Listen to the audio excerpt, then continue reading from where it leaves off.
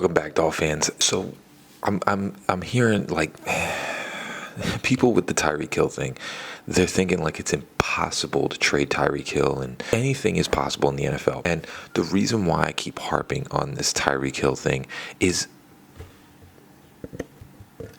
basically because number one, he's going to be 31, 32. So usually wide receivers lose a step at that age. Number two, if this dude is constantly acknowledging that he wants to get traded over the offseason, people are acting as though Tyreek Hill is just going to come into the season giving 100% effort if you don't get him the ball 40 times. He's going to probably start fading towards the mid part of the season. You're going to need to trade him eventually. And the thing is right now is you don't want to have to trade Tyreek Hill trying to figure out your offense. That's why I truly believe that they're going to trade him, because if you have to do that in the middle of the season, because like I said, people are saying to not trade Tyreek Hill based upon the fact that he's going to give 100% coming into this season. That's what people are kind of not truly trying to acknowledge. Like Tyreek Hill is just going to give 100% through this season. He gave up on the last game of the season. I totally understand he had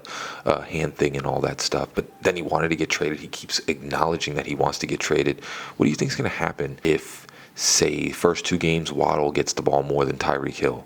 You think he's going to start trying? You think he's going to really start playing? Or you think he's going to pull the Jimmy Butler thing, just like Jimmy Butler did on the Miami Heat? That's the problem. And when you look at this draft and you look at our staff, general manager, Chris Grier, what has been his most prized ability throughout the tenure that he's been on this team? It's trades. He's been excellent at getting high-end players for trades, or doing trades that were like astronomically cheap or whatever it is to get an all-star player. So that's what I think people need to understand with this. June 1st. So right now, obviously you're not trading him for draft picks, but it wouldn't make any sense to trade him for draft picks. What you're going to try and do is move him for a certain player. And the basis of what you're trying to do is move him for a player that you would have picked in the draft and then pick a different player. So what I mean by that, June 1st, you get $15 million. It's going to be a $12 million cap hit, which really is nothing. And the thing is what you're going to try and do, obviously in the first round, we're trying to get offensive lineman or corner or whatever it is. So essentially what you're trying to do is you're going to be making calls. You're going to be making calls right now, trying to figure out which offensive lineman is available for a trade. Because regardless of what people say, they're saying that we have no trade value for Tyreek Hill at all. It's Tyreek Hill. Dallas, Ravens, Panthers, even Bears, all of these teams are going to want Tyreek Hill. I don't understand the basis of people thinking that we have no leverage for Tyreek Hill. It's Tyreek Hill. It's been the most explosive player in the Chiefs offense, the Miami Dolphins, in the NFL, in any offense. He's the most explosive player in the NFL. So yes, we do have trade value for him. People are going to want him. They're not just going to sit there and throw nothing for him, because there are a lot of teams that want Tyreek Hill. A lot of teams that would love to get Tyreek Hill and just switch out a player to get the most explosive player in the NFL. So what you do here is you make some calls, and this is what Chris Grier is probably doing. This is why he's probably like, sitting there doing the TikToks and all that, 'cause he's probably hearing that. Chris Grier is calling around, seeing if anybody, wants Tyreek Hill and is willing to ship off a guard for Tyreek Hill. Willing to ship off one of their guards, and we'll just do an even swap. And what ends up happening is that team ends up drafting a guard, and we end up drafting a receiver. Now, what you do is you go into this draft, had a mock draft where you drafted Tetro McMillan. Like it, if he's there, you consider taking him. But there's a guy in the draft named Luther Burden III. You look at this dude, he is basically a taller Tyreek Hill. He's like an Antonio Brown.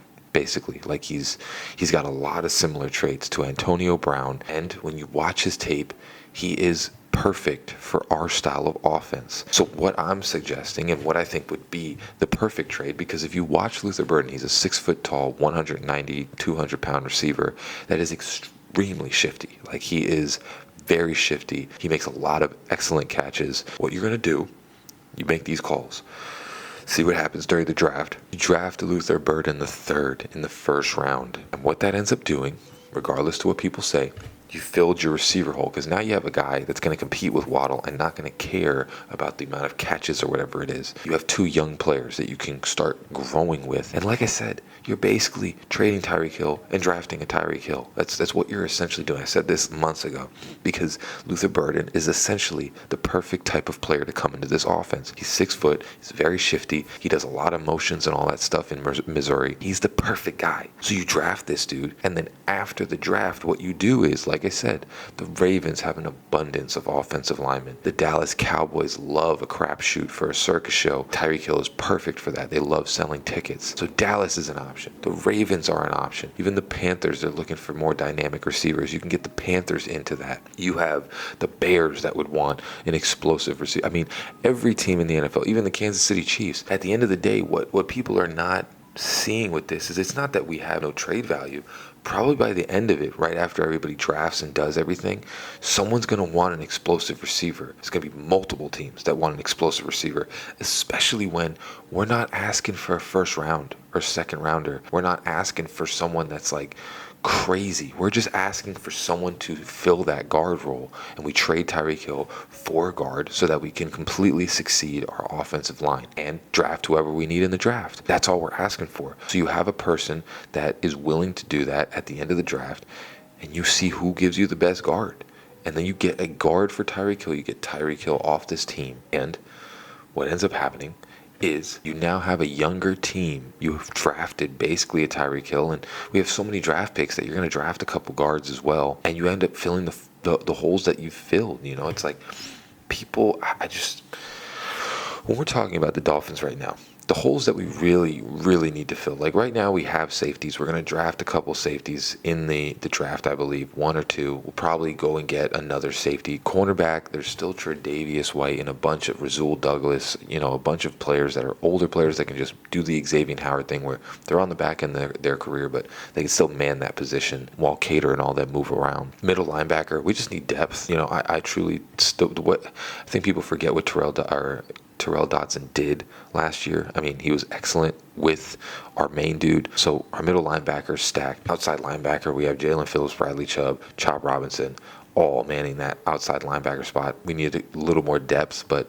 besides that, that's fine. We need a defensive tackle, which we're probably going to take in the second round, and that will fill that spot. And then a couple defensive linemen, and that's basically what you need on this team, which we'll probably draft in the draft. But essentially, that's it. You have wide receivers, you have offensive linemen, you'll have tight ends. You know, I think people try and make all these different, every team has holes. You know, like the Kansas City Chiefs, if you really consider this, like Isaiah Pacheco's coming off an injury, you have a hole at running back, you know, have a hole at wide receiver because nobody's explosive. You know, every team has holes. It's not like you fill up every single hole every offseason. It's the main holes that you have to fill. Like I said, if you think that Tyreek Hill is going to give 100% this season, like he's just going to forget everything that happened in the offseason and his antics are just going to stop and he's going to be a church choir boy and all that. Sorry, it's going to be disappointing. He's probably not going to give 100%. He's probably going to want the ball 40 times in his hands every single season. And the way that we're shifting, we're not doing that. You know, essentially what I've seen with this team is we're getting younger. So we're going to start getting the ball to Waddle more. We're not going to be sitting there trying to make Tyreek Hill have a 2,000-yard season.